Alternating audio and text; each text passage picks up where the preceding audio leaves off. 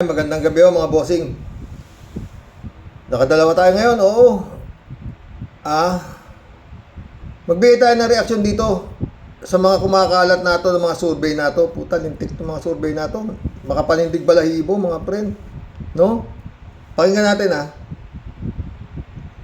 Kung ngayon gagawin na ang eleksyon, landslide ang panalo ni Vice President Sara Duterte sa pagkapangulo. Batay yan sa survey ng Pulse Asia. Putang ina, mantakin mo yan. Dapat ito hindi na binabalita ito mga boss eh. Sa totoo lang. Tanong. Pwede kayo sumagot, pati yung mga surveyor. Ito, Pulse Asia. Anong naitutulong nitong mga survey ninyo sa buhay ng mga Pilipino? Dalawang beses na impeach at ang daming anomalya nito, hindi na nga nagtatrabaho. Magsusurvey kayo. Ang tinatanong nyo survey, ilang libo lang ang kinakausap ninyo. Saan kayo nagsusurvey? Kahapon, mga friend? Guest ni Idol Christian Isguera ito eh. Itong ng Pulse Asia na to. Pag nakita ko yung Ronald Holmes, hindi na ako nanonood eh. Sa totoo lang. Wala ako kung kung magsalita naman, akala mo talagang totoong-totoo yung sinasabi niya. Magaling magpaliwanag eh. Profesor nga raw siya eh. Ang tanong nga, may naitutulong ba yan? Ginagawa ninyong pagsusurvey? Hihinta ulo mo. Katakot-takot ang survey. Iba-iba naman ang kanilang mga survey. No? Pero, etong Pulse Asia na to, parating nagigis ni Idol Christian Isguera ito, itong si Ronald Holmes na ito, sa totoo lang. Oo. No? Dapat, di ba, meron kayong survey. Ewan ko, nagpalabas, yung nag-congressional race, yung special election, dahil namatay si General Acop, yung Congressman Acop. Anong survey ninyo doon sa lugar ni Acop? 78% yung kalaban ni Acop, yung anak ni Acop. Landslide sa survey Landslide. Putang na survey yan, oo. Ano nangyari? 78%, 12% lang yung anak ni Acop. Ano naging resulta? Baligtad. Yung anak ni Acop, wala 78%. Yung kalaban niya, ang 12%, tambak.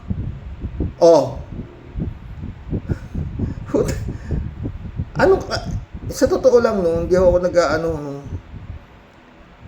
marami namang nagsasabi na itong survey na ito, kung sino malakas magbayad, siya number 1. Oo.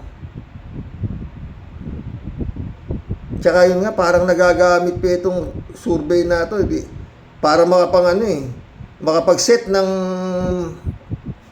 maligno yung counting machine. Ididikit nila yung kanilang resulta ng lalagdas ng eleksyon sa lumalabas na survey. Parang ganon Tuloy pa natin. Pero kung magwa one-on-one sila ni Mayor Leni Robredo, may laban ang dating bise at panalo siya sa Metro Manila at Balance Luzon. Nasa frontline ng balita niya, Simon Gualvez. Mapa one-on-one o tatluhang labanan at kahit pa marami ang tumakbo, base sa pinakabagong Pulse Asia Survey, si Vice President Sara Duterte ang nangunguna sa pagkapangulo sa 2028.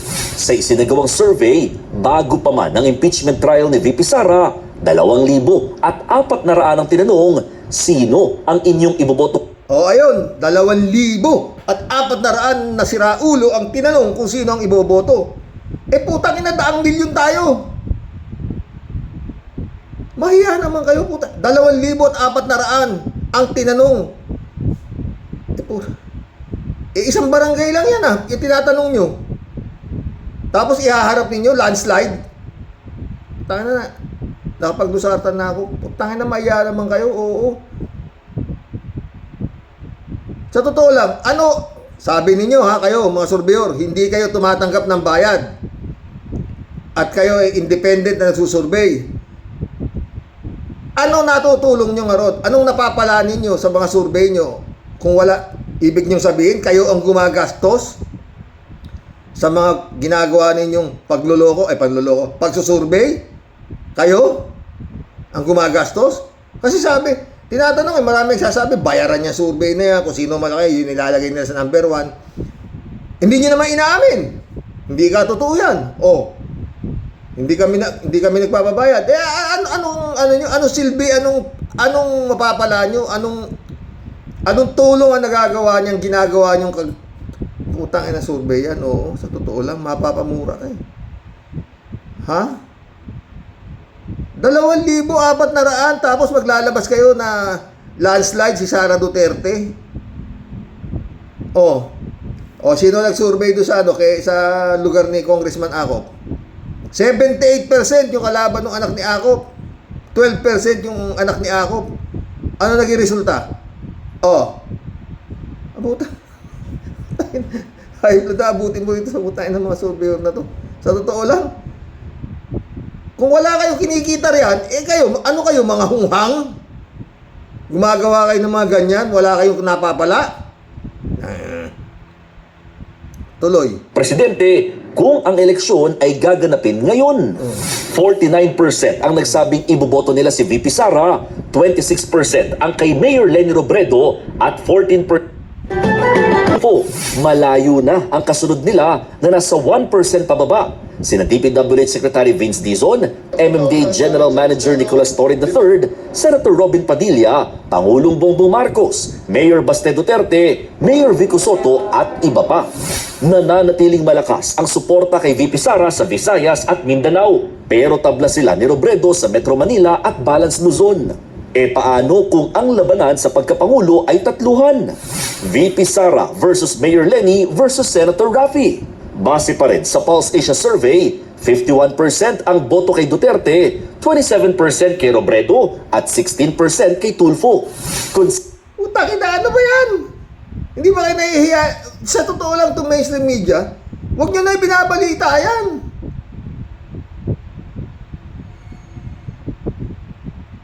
Kagaya nun, nagbabalita, 78% ikaw yung kalaban ni nung anak ni Congress ako, 12%. Baliktad. Nakaputang ng mga... Stand ang Duterte versus Robredo. Kaya kung mag one-on-one sila sa eleksyon, base ulit sa survey, 52% ang boboto kay VP Sara, habang 39% ang kay Mayor Leni. Anong naitutulong niyan? Tanginan yan, 52% daw si Sara. Si Mayor Leni raw. Hindi ba nagpa-survey kayo? Meron survey ito mga to kung sino, kung anong dapat bang tuloy ang impeachment, nasagutin ni Sara Duterte ang mga akusasyon sa kanya sa parang yung tuloy ang trial. Lumabas yata ron 84% sa mga taong mas gusto nilang matuloy ang trial. Yun na lang. Yun. Tama yung survey na yun. Hindi ba kaya dapat mga surveyor? Hindi ba dapat mas magandang survey nyo?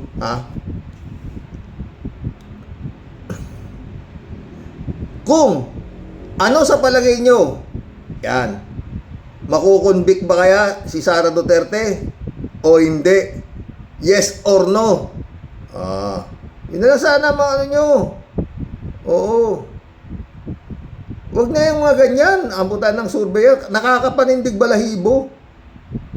No? Mandakin mo ko si Bong. Ngayon pa ito. Teka. Sige, tapusin na nga natin itong dinadaldal nito.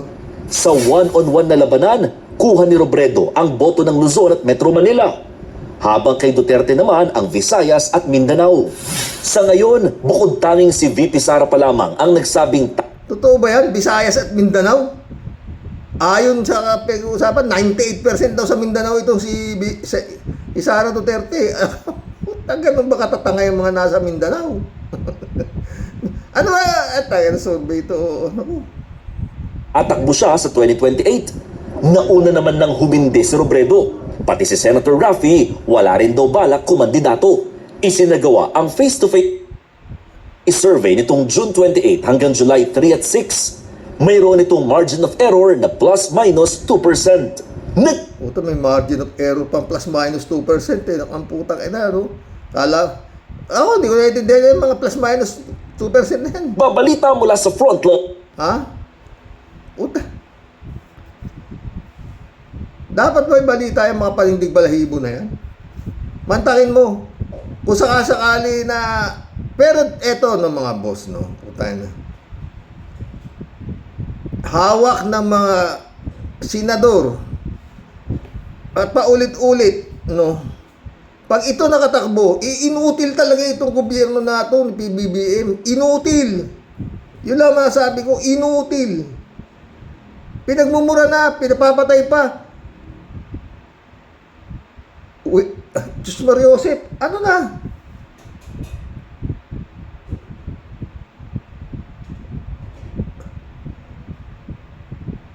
May kasong inciting to sedition, grave threat, bribery, unexplained wealth. Utang iyang yan. Ano? Utang. Puta, maawa kayo sa Pilipinas. Oo, Diyos ko. Itong mga surveyor na to, oo. At itong mga senador na to, Sus Mariosep. Pag ito nakaupo, wag naman pahintulot ng Panginoon. Puta, sabi na nga niya, kulang ika ang 6 na taon sa kanya, kailangan minimum of 30 years. Pero kung wala nang tulugan, 25 years. Inang yan. Ha? At malamang ang ipapalit kay Atty. Auntie Claire bilang spokesperson si Eric Celes. Inang yan. Balik lahat, laya lahat. Utang ina, everybody happy. Lahat ng mga nakakulong labas. Oo. Yung Iglesia ni Cristo, may nakakita ko, bayaan mo na sila. Kung yun ang ano nila. Pero ano gobyerno?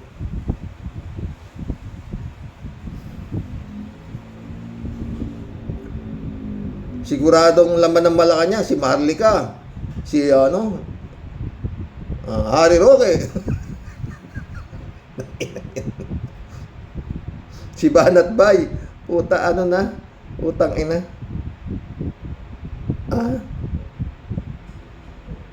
Puta. Diyos kong maawain. Iligtas mo po itong bansang ito. Diyos ko, Panginoon. Bihira ho akong humiling sa inyo, pero ngayon humihiling ho ako talaga. Parang awa nyo na. Oo. Hindi na lang sa akin, pero sa mga susunod na henerasyon. Ako'y malapit na akong pumalo na naman sa ilang araw na lang ho. Ako'y papalo na sa linya ng Palakol. Magse-70 na ako. Putres. At awa ng Diyos, wala akong anumang indulto na dumating sa buhay namin. Sakit o whatsoever. Maliban yung misis ko, talagang ganun eh. Pero hindi naman siya, maintain ang kanyang kadusugan. Oo, naka-maintain. Mga anak ko naman, wala namang problema. Mga apo ko, wala naman dumating na hindi maganda. Sa awa ng Panginoon, oo, totoo. At para Panginoon, maawa ka po sa susunod na henerasyon. Oo, Diyos ko. Paulit-ulit, oo. Pag ito, hindi na convicted, hindi na convict, yan ang dapat na anuhin eh.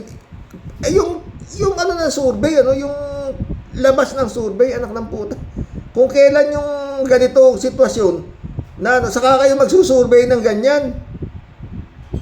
Maglalabas kayo ng survey ng ganyan. Itong si Sara, 4 ang articles of impeachment na hinaharap niya. Na puro maliliwanag pa sa sikat ng araw ang mga ebidensya. Ba? Ni ayaw humarap saan ka nakakita ng ganyang kagago. Utangin na. Kaya na tayo sa buong mundo. Utangin na. Ito, mga pre, babasahin ko lang, ha. Philippine Star ho to. Sara Duterte, Bongo, top choice for 2028 President BP. Oh, puta. Eto si Bongo. Aaresto na ito ng ICC ah. At eto naman si Sayad. Ano ba? Basahin natin. Vice President Sara Duterte and Senator Bongo emerged as the most prepared candidates for President and Vice President respectively in the latest 2028 pre-election survey conducted by Pulse Asia. Inang yan. Ayan. O tayo na. Aray ko. O Diyos ko. Ay nako. Ewan. Ang tanong na lang dito. Papayag kaya ang taong bayan na itong si Sara ia-acquit ng Senado? Mantakin mo. Gaano magmula pa nung nakaraang taon nang dahil sa forthwith nitong si Chis Escudero, umabot na ng 2026 itong impeachment trial na to, na milyon-milyon ang inuubos na pera ng kaban ng bayan.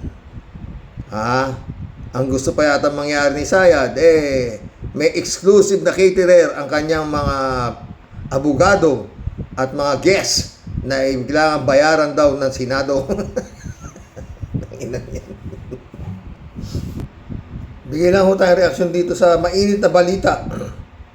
Na-aresto na raw po yung mga bumatay kay Mima Alicia. Suspect sa pagpatay sa vlogger na si...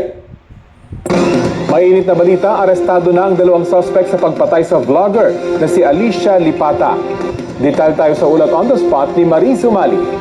Maris?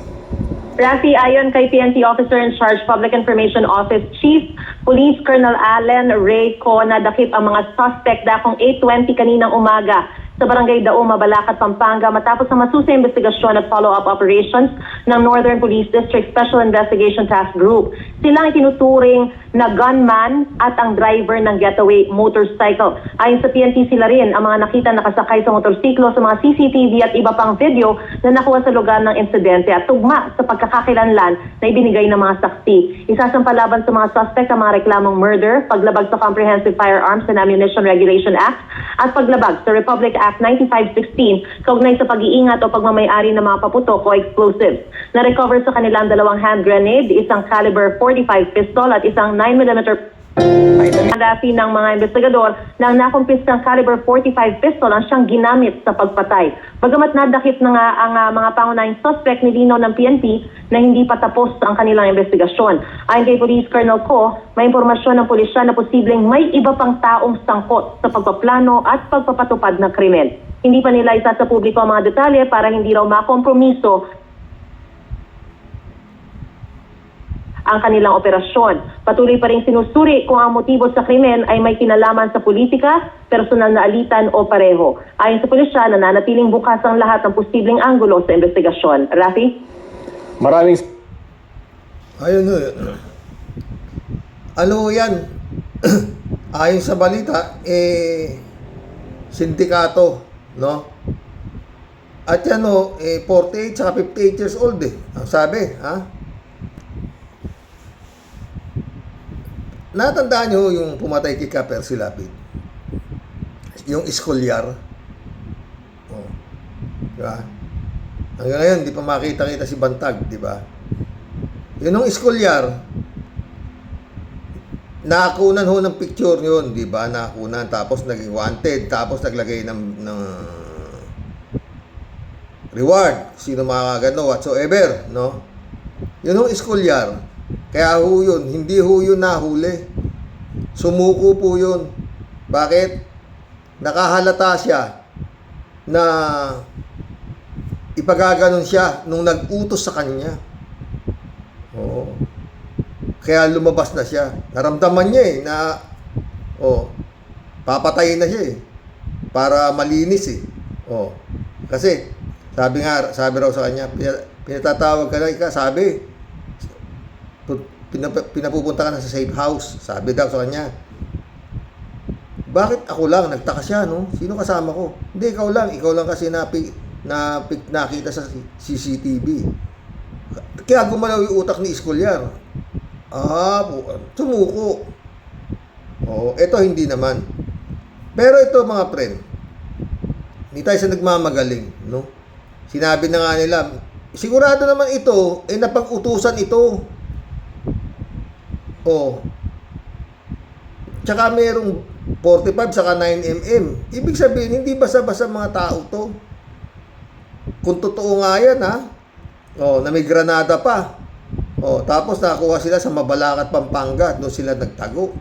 Nasundan sila doon, ha? Minsan magaling din talaga itong pagka mga ganito.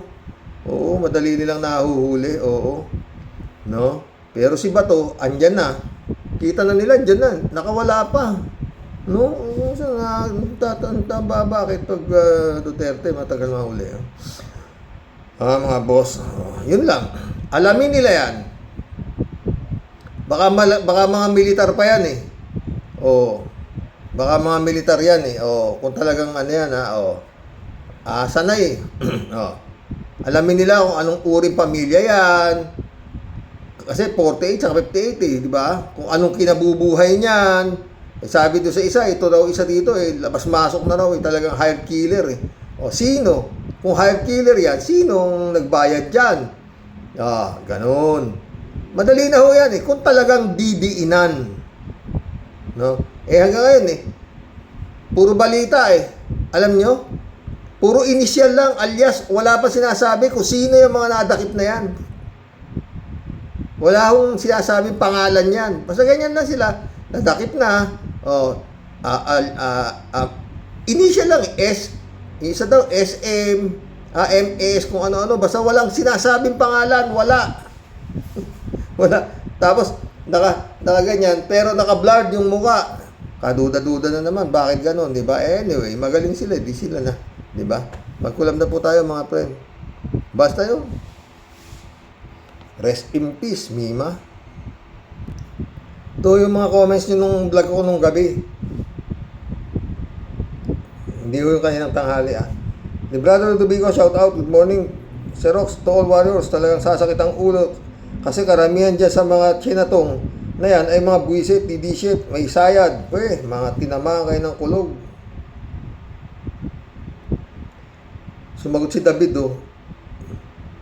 Lalo na po kapag si Kimo ang magsasalita sa impeachment trial ni Sayad, biruin niyo po, sinabihan pala niya ang prosecution na maging one side, kundi ba talaga hangal?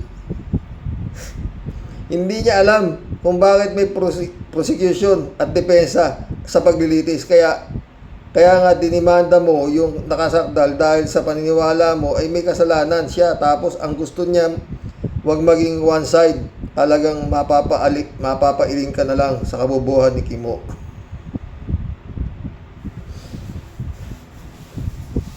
Sakit yung puso ko. Mary Lebron, shout out Kalat ni Baya, shout out. Good evening, Kasani. God bless your family. God bless your family, Kalat ni Baya.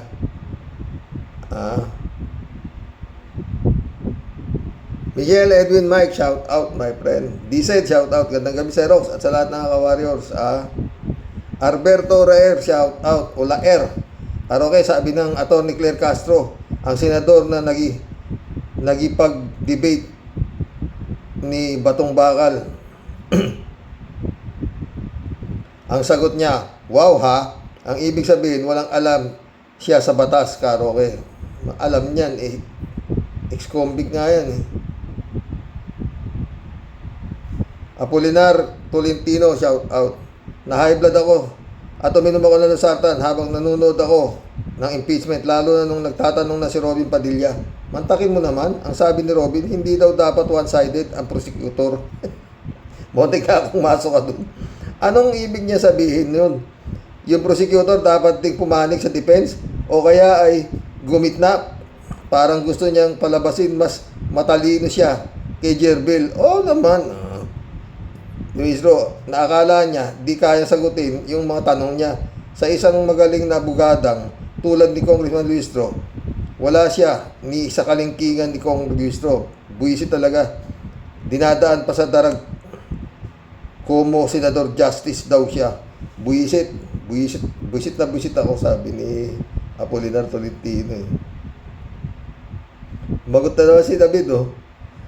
Di po kayo nag-iisa sa nararamdaman po nyo. Puro pabor naman po kay Sayad kapag nagsasalita ito si Robin Gunggong Padilla. Wala siyang pakialam kung mainis o ma-high blood tayo. Basta may pagtanggol lang niya ang puon niya. At saka nagtataas pa pala ng boses ang ugok na yan dahil sa na-interrupt daw siya sa pagsasalita. Tawa-tawa si David, okay na ako Japan. Sumagot si DJC po. Kaya nga sabi ko, uwian na, walang mananalo, basta si Kimo ang nagsalita. Wala dito sa mundo ang kapasidad ni Kimo na makaunawa ng karapatan ng prosecutor. Akala niya dapat mag-lean din sa defense ang prosecutor. Dami na mo, Kimo. Di ka pakunin. Apolinar Tolentino, good evening, Karox. Bless your family. Bless your family, Apolinar Tolentino. David Alvin Mendoza, shout out. Good evening po, Karox. Mabuti lang pala at di ako nanood ngayon sa impeachment trial ni Sayad. Baka tuluyan na akong mahulog sa upuan sa mga tanong ng depensa kay NBI Director Melvin Matibag. Totoo, puta. Klase mga tanong yan, puta. TJC po. Ang dami niyang nahulog sa upuan sa kakapanood. Kasi naman, ang cheap ng mga upuan nila. Kaya bumigay. Pero si Kimo, bigay todo. O, si Kimo, Kimo, kapal din ang mukha nito. Alberto Olaero. Aroke, ang bagay kay Robin, kung magsalita sa Senado, marami pang pasakali ang dapat kay Robin Padilla. Gawin niya ambasador ng mga haranista sa countryside ng Mindanao, Aroke. TJC po. I object, Your Honorable Alberto. Si Kimo po ay walang karapatan ni katiting na maging ambasador ng mga haranista. Bastos, mayabang, panig sa kasamaan, walang intelligence, walang logic, wala.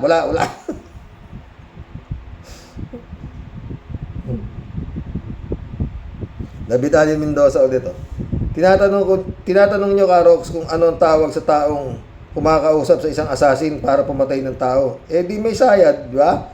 Hindi mo naman kasi ipangangalantakan yun sa social media kung wala kang sayad o sira sa ulo. Hindi, kaya lang niya inano yun, friend. Kasi nandoon na yung depensa niya na pag napatay si BBM at siya'y buhay, wala siyang kasalanan. Ganun lang yung simple. Shirley Jaser, shout out.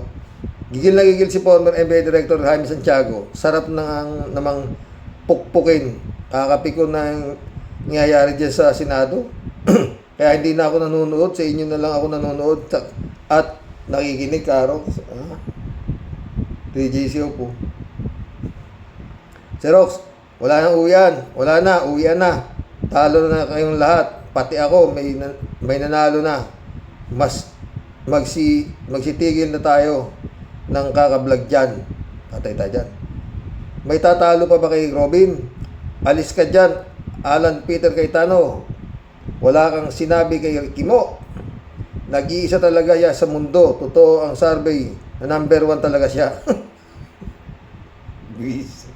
Si Kimo lang ang tanging senador judge na nagpawindang sa madlang people. Siya lang ang bukod tanging may angking talino. Sobrang talino na hindi na natin mawari kung anong level ng talino. Huwag daw sanang one-sided ang prosecution. Di ko alam kung paano ako magre-react. Uwi ka na, Xerox. Peace. PJ Shop ka.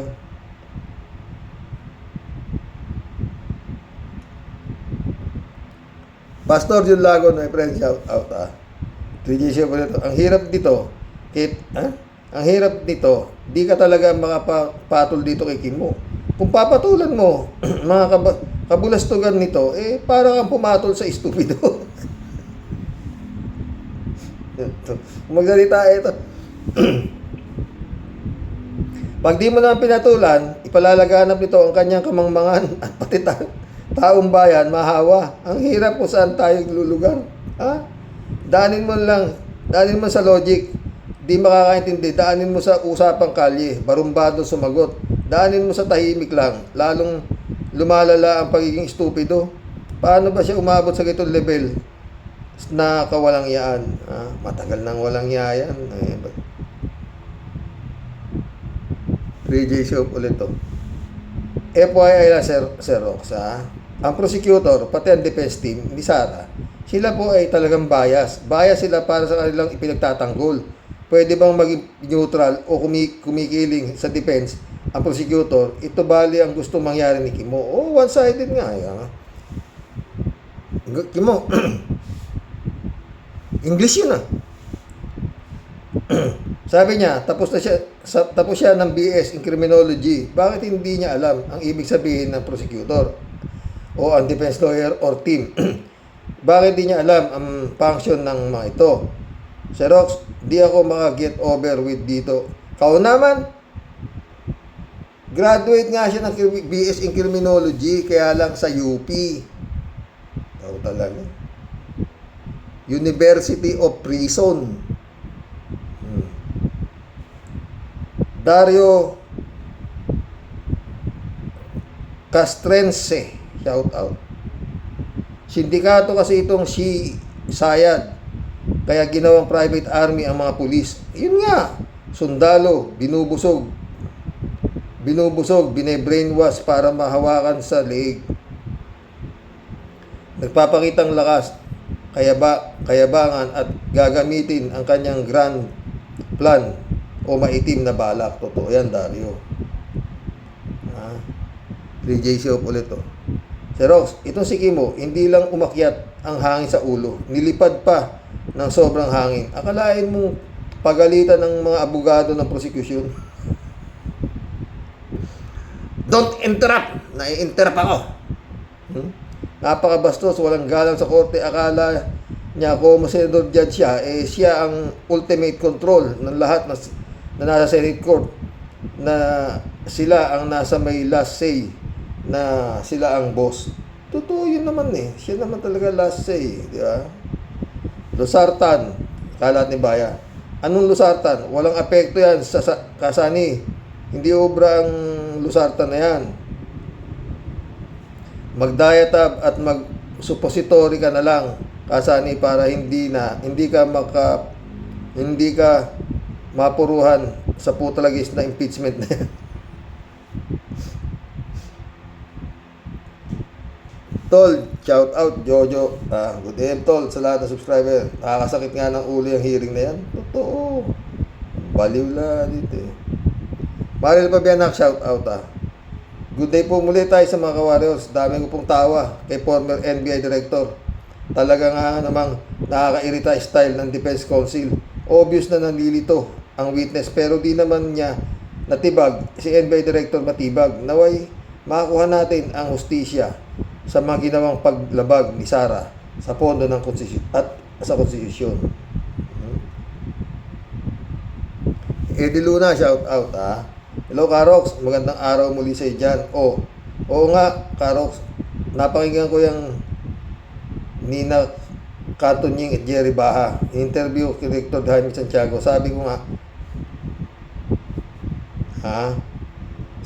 nga nakakawala ang gana panoorin kasi ang pagtatanong paulit-ulit na, kaya humahaba ang tanungan. Gusto pang lumusot sa katwiran itong mga depensa. Dapat isa din testigo si Director Jaime Santiago dahil sa panahon niya nangyari ang threat ng halimaw ni Sayad. Salamat ulit, Karox.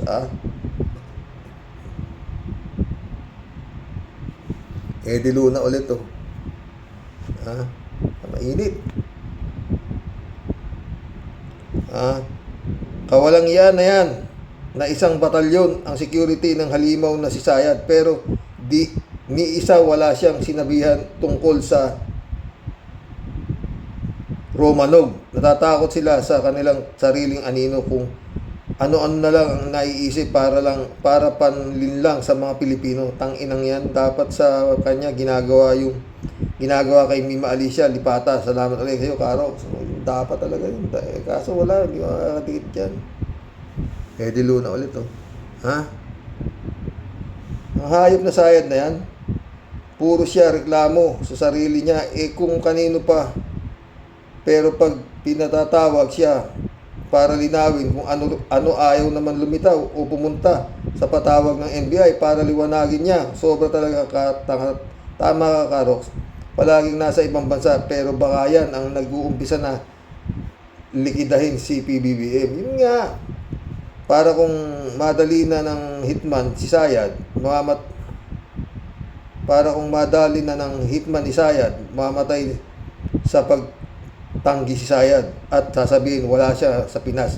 At kung may nangyari kay PBBM, Style Tevez, nung dalhin nila ang gobernador ng Negros. O, diba? Yan ang mangyayari riyan. Eddie Luna, shout out ulit. Pilit na iniligtas si Sayad dahil sa bayad sa kanila ng halimaw ng halimaw. Ang tama at malinaw ng prosecutor pilit na pinabaluktot ng defense. Kailangang ipanalo ng defense kasi dahil sa pera na ibabayad sa kanila, hindi bali kumampi sila sa demonyo basta may matanggap silang pera. Ang mga abogado ni Sayad na halimaw, God bless you, Karox. Pasensya na lang, marami ata. Sa totoo lang, di ba, sabi ko na nga, Eddie Luna, itong mga abogado na to, putang ina, maski si Satanas, ipagtatanggol itong mga putang na to, basta may pera. Totoo lang. Shout out, friend Shervin Sapeda. Christian Sen, July 7, Alcantara, Anabisa Apolinar.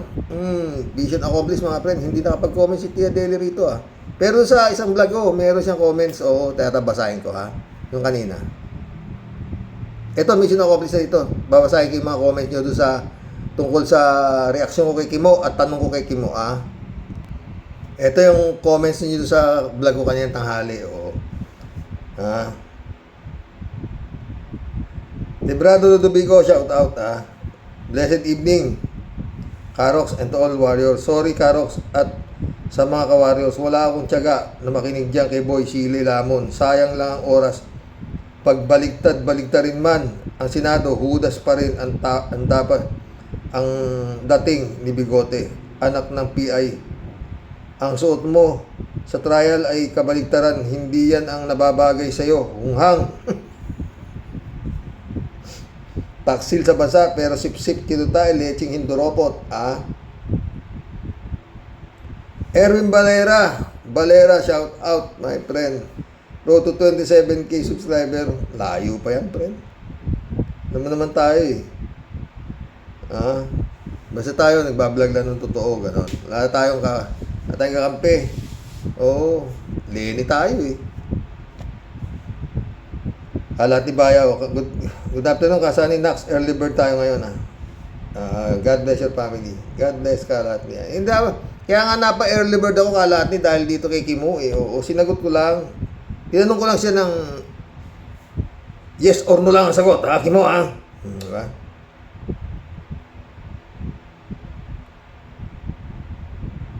Shirley J. Zero. Ay, naku, Kimo. Ikaw ang one-sided. Napaka-bias mo talaga. Napunta sa'yo lahat ang mga sinasabi mo. Nagpatulong agad kay Cheese. Naku po, 2 taon pa tayong magtitiis sa ugok na to.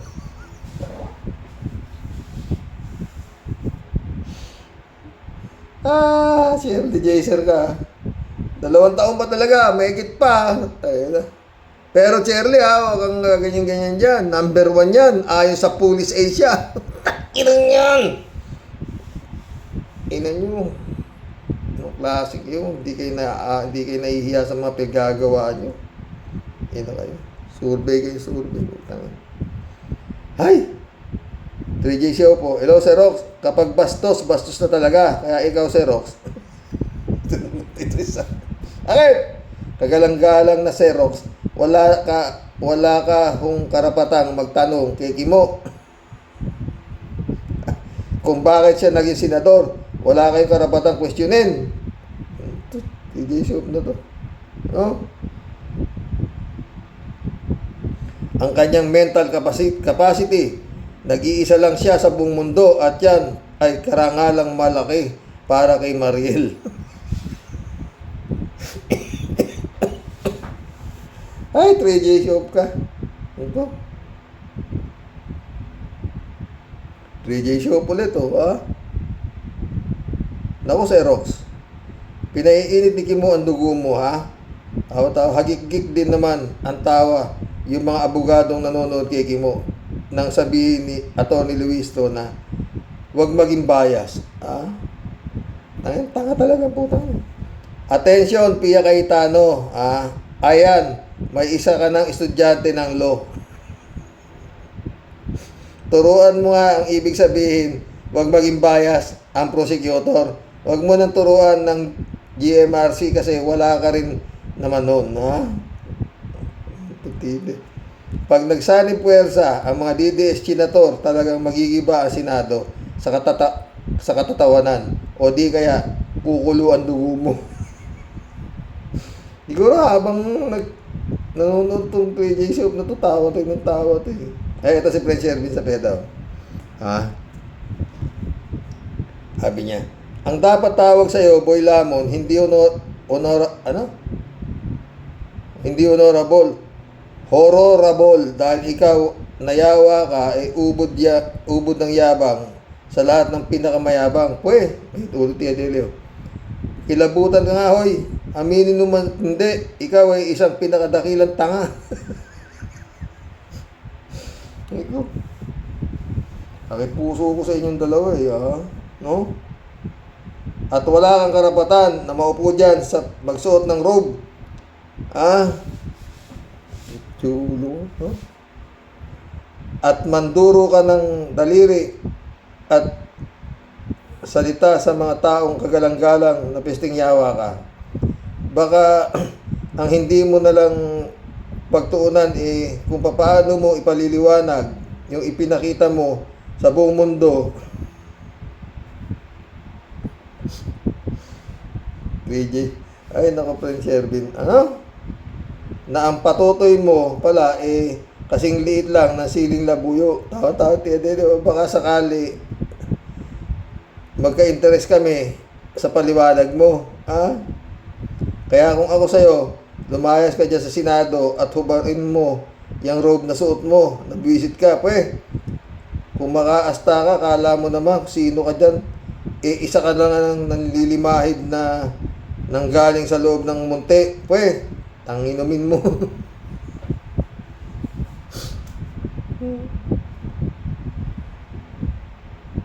Mary Lebron, shout out. Good evening, Karox.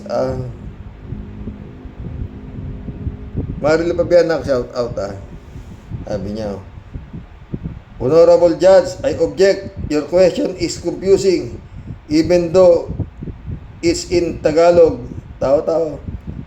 Ayan, Kimo, trending ka na naman sa buong Pilipinas dahil sa iyong kabubuhan na nagkaastang marunong. Totoo. Oh, mission accomplished mga boss, Ang nabasa ko pati yung comments din nung kanina tanghali sa vlog ko tungkol kay Kimo, no? Sa tayo, masaya tayo. Oo. Dahil dito, bawal ang bobo. Magandang gabi mga boss. God bless. Lord, save us.